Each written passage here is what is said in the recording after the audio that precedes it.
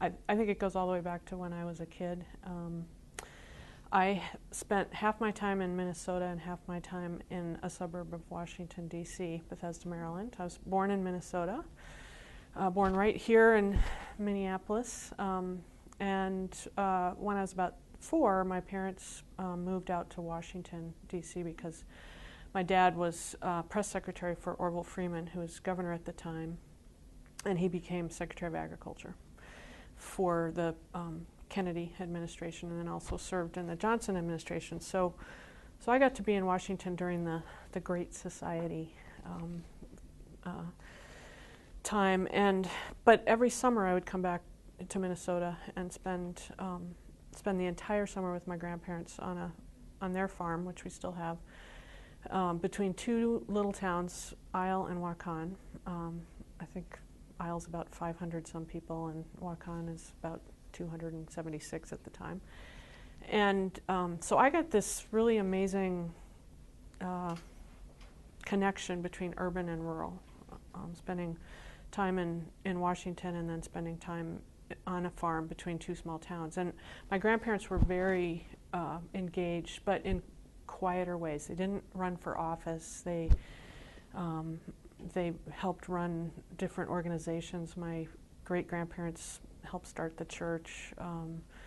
My grandmother was a member of the Ladies' Aid, and I at the church. And so I grew up really understanding and just watching people be really engaged in their community at all sorts of different levels. And that stuck with me my entire life, and it certainly has informed my work, because it has really told me that you don't have to run for office to be civically engaged. You don't have to be the leader out front.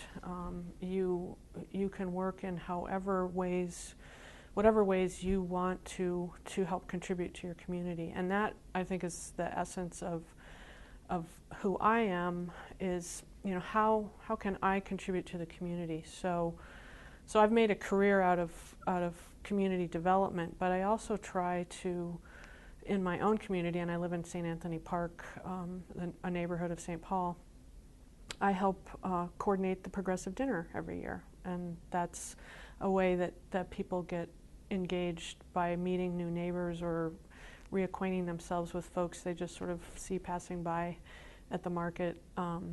And it's really important to have those kinds of small but very important ways to engage with each other and develop that sense of belonging and trust, so that you can go and do the big things, like work on when the light rail comes through town and the Central Corridor is disrupting your neighborhood, to be both a helpful and concerned neighbor as you're trying to work through the things that are happening that are changing your neighborhood or your town.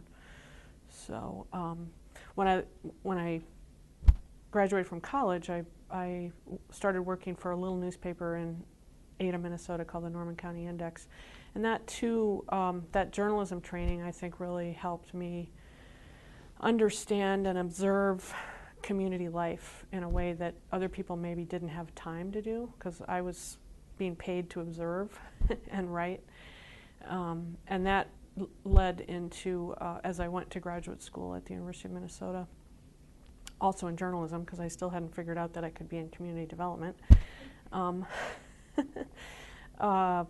that I wanted to be more engaged. I still wanted to be an observer. I'm an introvert at heart, so I like to sort of sit back and observe, but I also wanted to be engaged. And so I started to work with people who were very engaged in community work, asking people, how can I take a journalism degree and turn that into a, more of an intentionally engaged kind of work. And my first job, after I'd finally figured that out, was volunteering really for the Minnesota Community Improvement Program, which was at the time a brainchild of Governor Rudy Perpich and run by the State Planning Agency in Minnesota. And that got me on the road to the career that I have now, which is the community betterment, I guess. And from there, I just kept building through different jobs to what I considered sort of the ultimate state job, which was running the Minnesota Statehood Sesquicentennial Commission, which, if you want to talk about civic engagement and citizenship, that's what statehood is about, is deciding that you're going to contribute to your community, as I said, in ways small or medium or large, but that was a commemoration really of some of the decisions that were made by people who decided that they wanted to be a state in the United States. There was a lot of difficulty about that for many reasons, but today we have we are a state. We are citizens of this state, and we have certain obligations and responsibilities as citizens, as well as lots of freedoms and liberty. So I'm going to stop there because there's going to be some other questions you might want to ask, but that kind of tells you where I've come from, and I've always seen citizenship as not only a privilege but a responsibility.